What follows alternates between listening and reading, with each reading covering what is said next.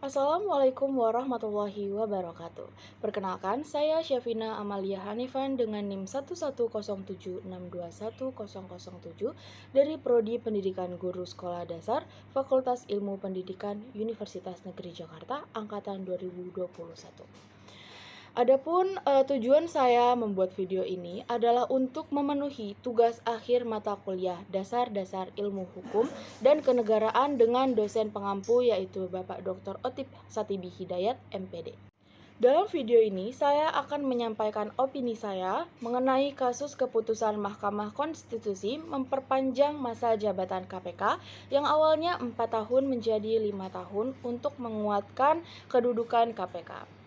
Menurut MK, sistem perekrutan kepemimpinan KPK dengan skema 4 tahun berdasarkan pasal 34 Undang-Undang Nomor 30 Tahun 2022 telah menyebabkan dinilainya kinerja kepemimpinan KPK yang merupakan manifestasi dari kinerja lembaga KPK sebanyak 2 kali oleh Presiden maupun DPR terhadap KPK tersebut dapat mengancam independensasi KPK.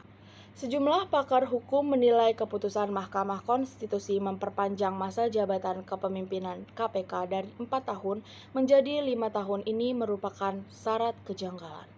Kejanggalan tersebut dianggap sudah terlihat dari putusan yang dinilai melampaui kewenangan MK hingga pelaksanaan putusan tersebut.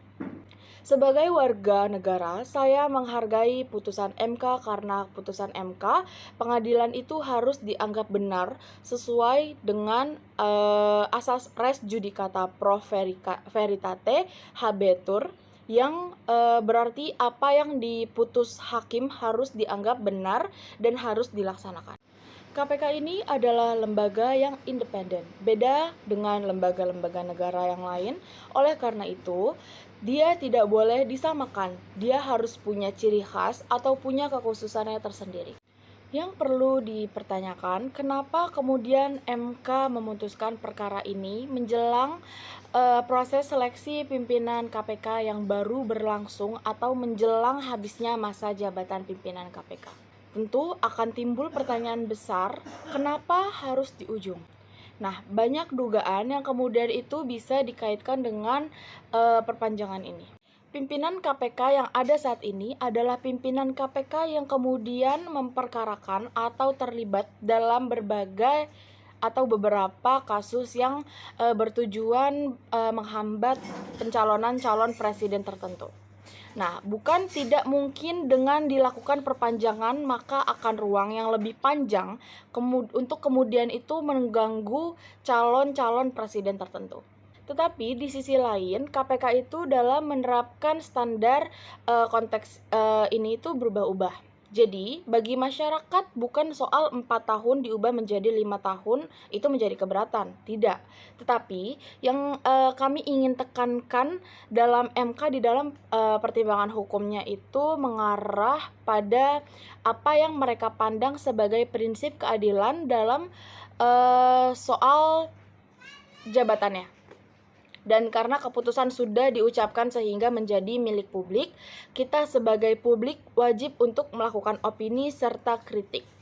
Nah, menurut saya, kualitas pertimbangan MK ini sangat lemah, sehingga kita kemudian menjadi bertanya-tanya nih, mengapa MK itu memutus dengan keputusan yang sangat janggal? Kenapa disebut janggal?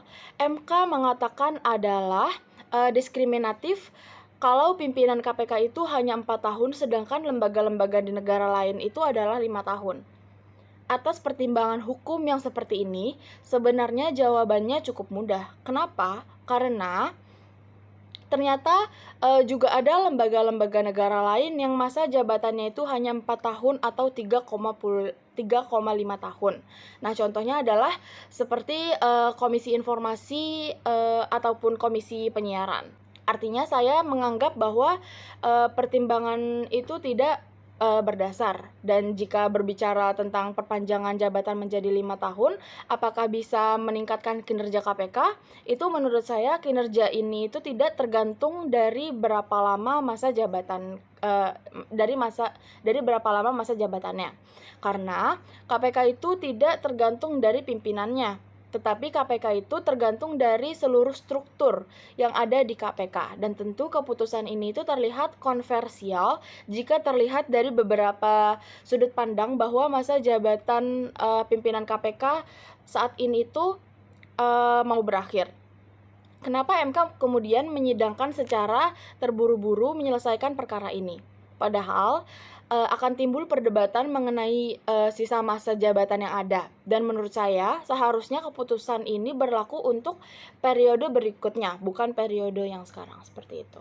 Baik, sekian opini yang bisa saya sampaikan. Kurang dan lebihnya saya mohon maaf. Wassalamualaikum warahmatullahi wabarakatuh.